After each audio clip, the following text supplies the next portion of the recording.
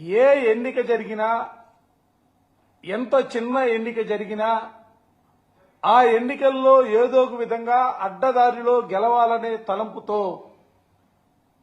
Doctor BR Ambedkar గారు రచించినటువంటి రాజ్యాంగం, ఆ రాజ్యాంగ స్ఫూర్తిని పక్కకు నెట్టి అడ్డదారిలో గెలవాలనే ఆలోచనతో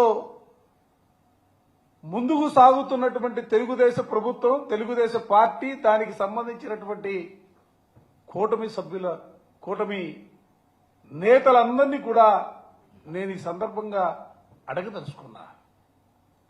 ఇవాళ ఆంధ్ర రాష్ట్రంలో జరుగుతున్నటువంటి ఎన్నికల ప్రక్రియ చూసిన తర్వాత ఈ రాష్ట్రంలో ఉన్నటువంటి ప్రజాస్వామ్యవాదులు మాత్రమే కాదు, దేశంలో ఉన్నటువంటి ప్రజాస్వామ్యవాదులందరూ కూడా ఇవాళ ఏమిటి కర్మ, ఆంధ్ర రాష్ట్రానికి పట్టినటువంటి కర్మ ఏంటని అడుగుతా ఉన్నారు.